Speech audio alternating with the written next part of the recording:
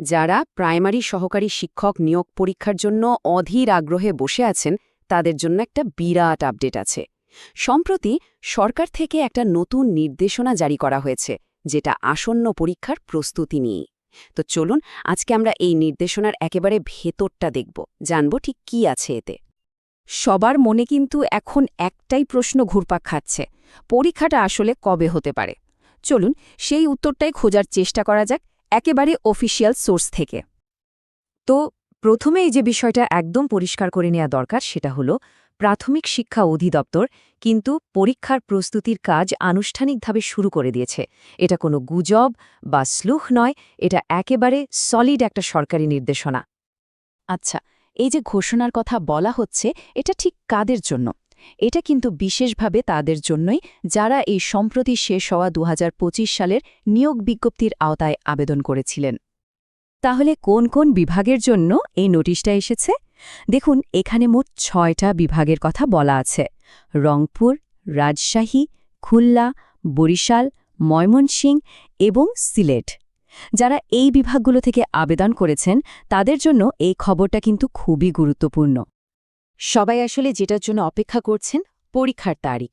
তো এই সরকারি বিজ্ঞপ্তিতে পরীক্ষার সম্ভাব্য তারিখ নিয়ে ঠিক কি বলা হয়েছে, চলুন সেই ব্যাপারটাতেই এবার নজর দেওয়া যাক। এই টাইমলাইনটা একটু খেয়াল করলেই পুরো ব্যাপারটা পরিষ্কার হয়ে যাবে। দেখুন, আবেদন তো আগেই শেষ, এরপর ২৫শে নভেম্বর এই নির্দেশনাটা আসলো, আর কর্মকর্তাদের আসন বিন্যাস ফাইনাল করার জন্য ডেডলাইন দেওয়া হয়েছে ৩০শে নভেম্বর পর্যন্ত। আর সবচেয়ে বড় খবরটা হলো পরীক্ষা হওয়ার একটা সম্ভাব্য তারিখও কিন্তু বলে দেওয়া হয়েছে। সেটা হলো ২০২৬ সালের জানুয়ারির ২ বা ৩ তারিখ। অফিশিয়াল নোটিসের এই লাইনটা কিন্তু খুব ইন্টারেস্টিং। এখানে বলা হচ্ছে লিখিত পরীক্ষা অবিলম্বে গ্রহণ করা হবে। এই অবিলম্বে শব্দটা খেয়াল করুন, মানে কর্তৃপক্ষ কিন্তু বেশ দ্রুত কাজটা সারতে চাইছে। আর প্রস্তুতির সুবিধার জন্য ২০২৬ সালে জানুয়ারি ২ অথবা ৩ তারিখকে একটা সম্ভাব্য তারিখ হিসাবে ধরে নিতে বলা হয়েছে। যে কোনো বড় পরীক্ষার পেছনে কিন্তু বিশাল একটা প্রস্তুতি থাকে, তাই না? পর্দার আড়ালে অনেক কাজ চলে। তো চলুন একটু দেখি এই মুহূর্তে ঠিক কি করা হচ্ছে এই পরীক্ষাটা আয়োজন করার জন্য। আসন বিন্যাসের কাজটাকে সহজভাবে বললে ৩টে ধাপে করা হচ্ছে। প্রথম কাজ হলো ভালো পরীক্ষা কেন্দ্র খুঁজে বের করা। এরপর বুয়েটের বানানো একটা স্পেশাল সফটওয়্যার আছে, সেখানে সব ডেটা এন্ট্রি করতে হবে। আর ৩ নম্বর এবং সবচেয়ে জরুরি, এই সব কাজ শেষ করতে হবে ৩০শে নভেম্বরের মধ্যে। এই যে এত টাইট একটা ডেডলাইন, এটাই কিন্তু পরিষ্কার বলে দিচ্ছে যে পরীক্ষা দরজায় কড়া নাড়ছে। এখন মনে প্রশ্ন আসতেই পারে, এই খবরটা কতটা পাকা, মানে এর সোর্সটা কি? চলুন এবার সেই ব্যাপারটা একটু যাচাই করে নেওয়া যাক, যাতে কোনো কনফিউশন না থাকে। দেখুন, এই পুরো তথ্যর ভিত্তি কিন্তু একটা সরকারি স্মারক বা মেমো। এই যে নম্বরটা দেখা যাচ্ছে, এটাই হলো সেই অফিসিয়াল ডকুমেন্টের নম্বর।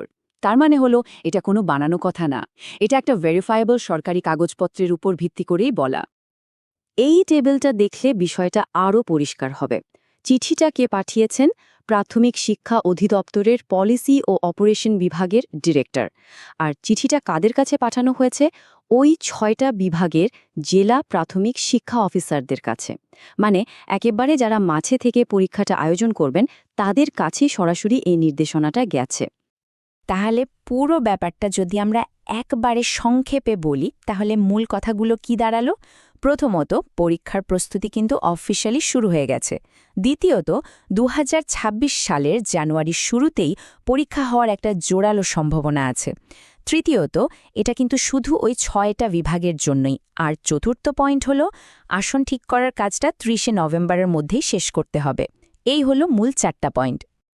এই যখন পরিস্থিতি, তখন আর অন্য কিছু ভাবার সুযোগ কম। এখন ফোকাসটা থাকা উচিত পুরোপুরি প্রস্তুতির উপর। যেহেতু একটা সম্ভাব্য ডেডলাইন পাওয়া গেছে, এখন থেকেই কিন্তু পুরো দমে লেগে পড়তে হবে। আসল প্রশ্নটা হলো, চূড়ান্ত তারিখ যখন ঘোষণা হবে সেই দিনের জন্য প্রস্তুতিটা কেমন থাকবে।